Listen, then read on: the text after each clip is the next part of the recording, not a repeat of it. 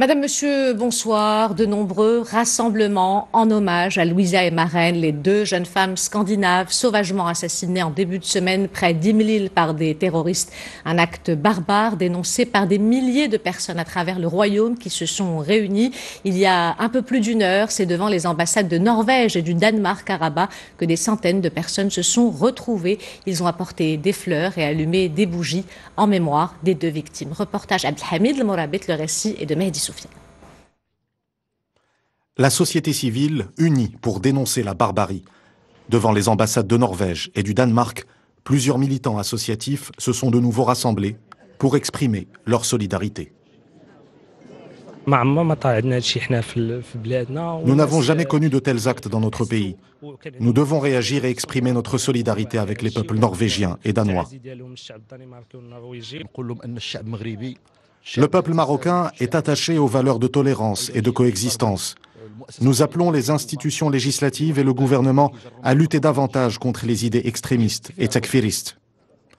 De nombreuses associations féminines étaient également présentes lors de ce sit-in à Rabat. Nous voulons dire aux criminels, aux terroristes lâches, que le peuple marocain les rejettera toujours. Exprimer notre grande tristesse, notre solidarité et présenter nos condoléances aux familles de ces victimes. Je suis très triste pour ce qui s'est passé. D'ailleurs, ma pancarte elle est en danois et je demande pardon au nom de tous les Marocains. Les participants au sit-in ont tenu à réaffirmer leur attachement à l'amitié entre les peuples marocains, norvégiens et danois, ainsi que leur rejet de l'extrémisme et de toute forme de violence. Et un silence de recueillement règne depuis ce matin sur les représentations diplomatiques scandinaves. Un premier rassemblement a été organisé ce matin à 11h. Il a également réuni des acteurs civils et associatifs, des représentants d'ONG, de partis politiques, ainsi que des artistes et des journalistes. Tous sont venus pour exprimer leur solidarité avec les familles des victimes et condamner cette attaque terroriste qui n'a rien à voir avec les valeurs et la culture marocaine basée sur la tolérance, la coexistence et le rejet de l'extrémisme, du radicalisme et de la violence. Le temps était également au deuil, au recueillement et à la solidarité à Imlil, où les habitants de cette paisible localité et les touristes qui y séjournent actuellement se sont associés à la douleur des familles des deux jeunes randonneuses. Ensemble, ils ont rendu hommage à Louisa et Maren. Reportage d'Hassan Houban et Adil Bouskri, le récit est de Rita Sah.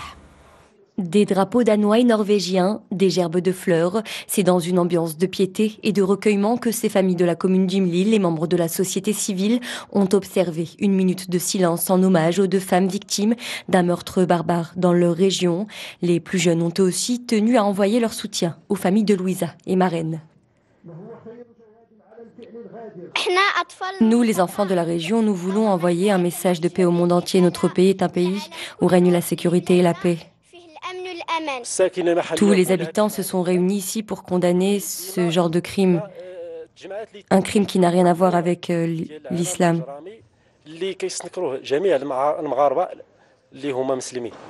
Imlil, commune rurale de la province d'El Haouz, située à près de 1800 mètres d'altitude aux portes du Toubkal, est réputée pour ses paysages exceptionnels et son calme. Chaque année, plus de 18 000 touristes visitent la région, des visiteurs qui sont même tombés amoureux du coin. Ici, je me sens en sécurité, les gens sont gentils et accueillants. Je suis heureuse d'être ici au Maroc.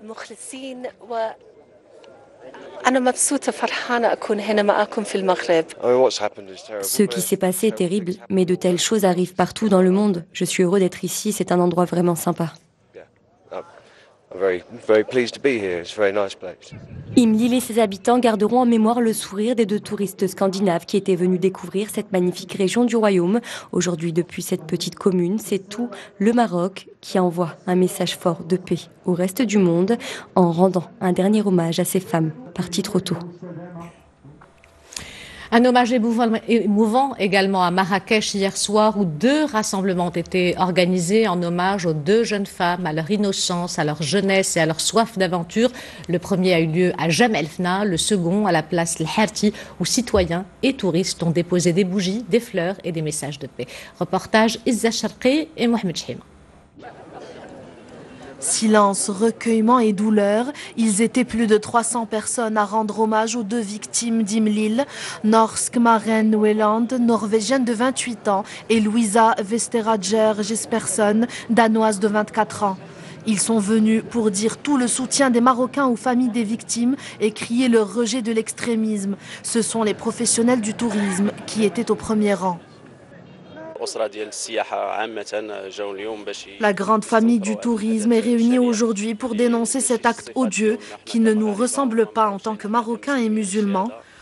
Nous présentons nos sincères condoléances aux familles des victimes. Cette histoire nous a tous choqués. C'est une vraie désolation. Nous espérons que cela ne se reproduira plus. Au même moment, alors que le recueillement à Jemaa el-Fna atteignait son paroxysme, 2 autres sit-ins de soutien et de compassion se tenaient devant le consulat du Danemark à Marrakech et sur la grande place de Guéliz. Une même douleur, un même mot d'ordre, non au terrorisme. Notre présence prouve que le Maroc est contre le terrorisme et les responsables scandinaves sont touchés par le soutien des Marocains. Nous dénonçons cet acte terroriste perpétré contre ces 2 jeunes touristes et nous présentons nos sincères condoléances aux 2 peuples danois et norvégiens.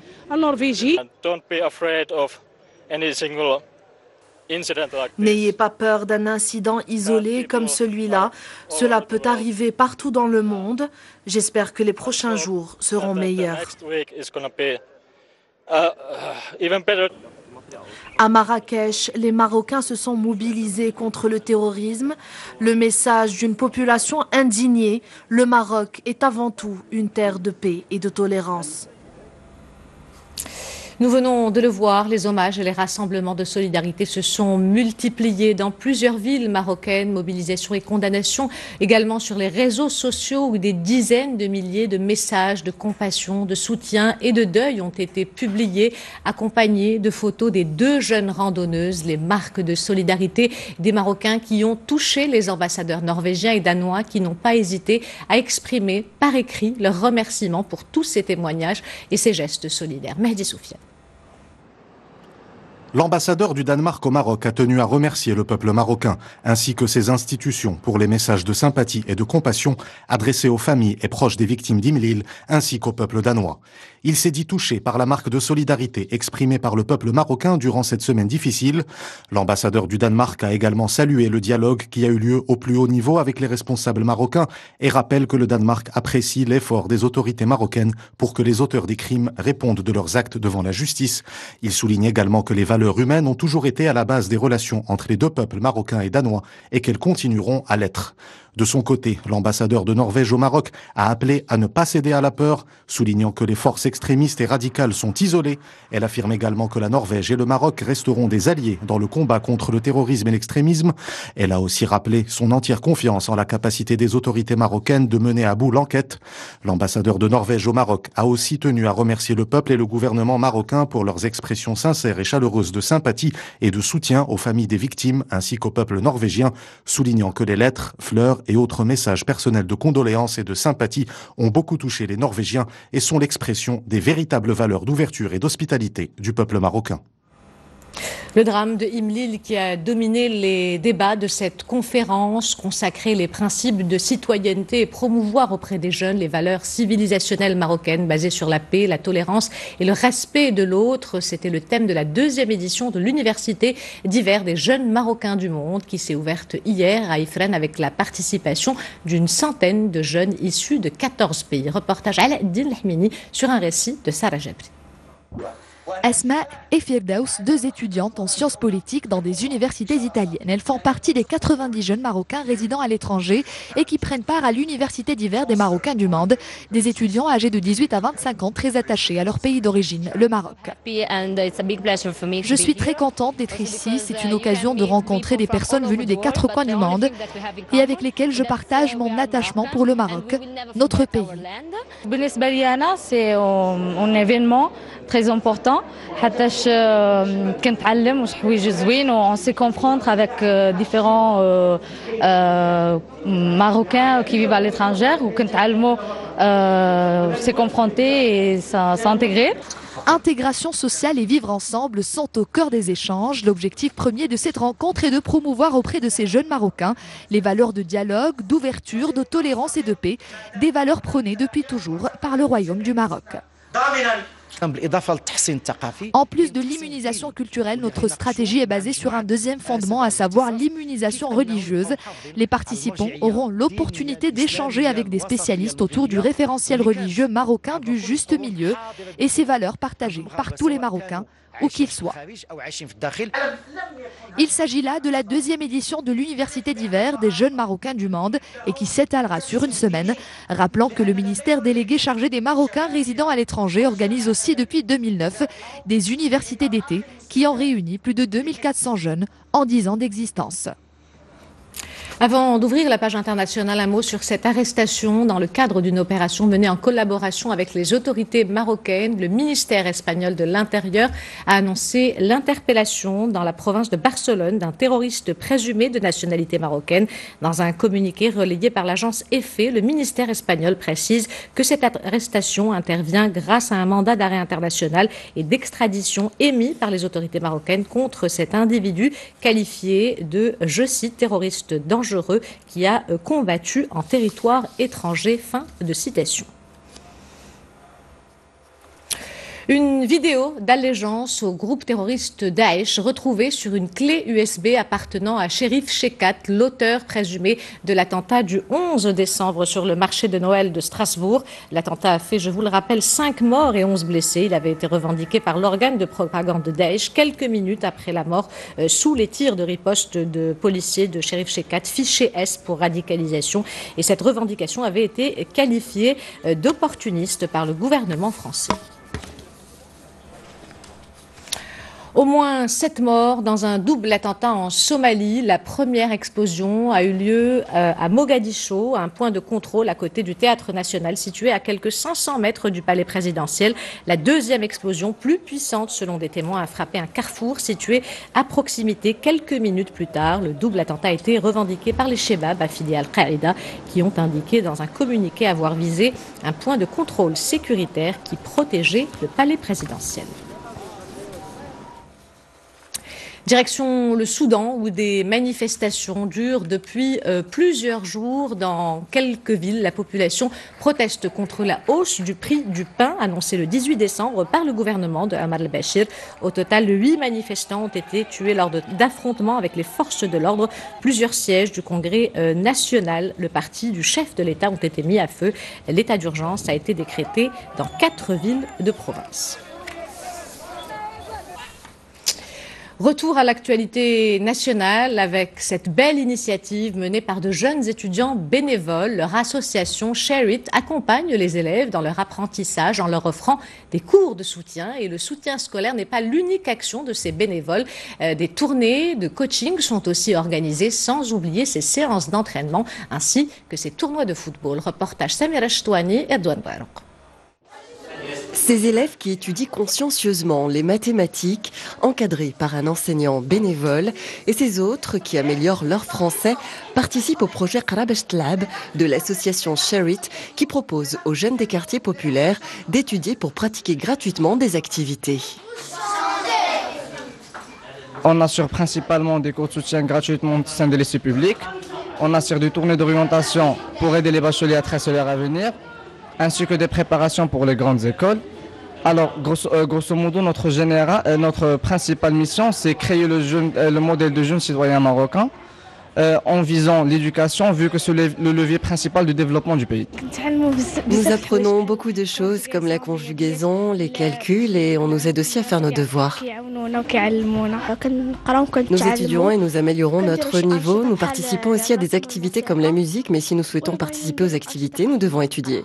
Je veux devenir pilote. C'est tout sourire et les yeux brillants que ces élèves sont conduits après leur cours de soutien scolaire à leur activité du football aujourd'hui sur le bitume à défaut d'infrastructure. Nous les encadrons sur le terrain et jusque chez eux pour comprendre ce qu'ils vivent et ce dont ils ont besoin. Il nous faut un stade de proximité pour les enfants, pour s'entraîner. Il nous faut aussi des salles parce qu'on a de plus en plus d'étudiants qui veulent profiter de cette initiative. En attendant les structures pour pouvoir jouer dans de meilleures conditions, l'initiative Qrabesh Tlab, traduisez étudie pour jouer, aspire à se multiplier partout au Maroc. Elle succède à Nordin Miftah aux commandes de la FMEJ. Bahia Amrani a été élue hier soir à Casablanca, nouvelle présidente de la Fédération marocaine des éditeurs de journaux pour un mandat de 3 ans. Candidate unique à ce poste, l'élection de Bahia Amrani, journaliste de formation, a eu lieu hier lors du 8e congrès de la Fédération.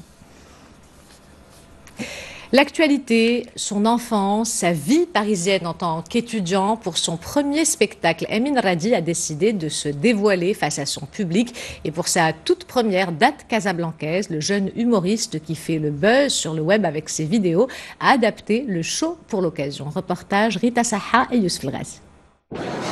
Dans cette file quasi interminable, leur popcorn en main, ces spectateurs de tous âges attendaient avec impatience cette première d'Amin Radi au Maroc. Il est un humoriste que j'adore trop et je trouve que Drake est très calme et il me fait trop rire. On est abonné à ses pages, on aime bien Amin Radi et on est là pour le voir. Pendant ce temps, juste avant le show, en coulisses, la pression commence à monter pour le jeune artiste.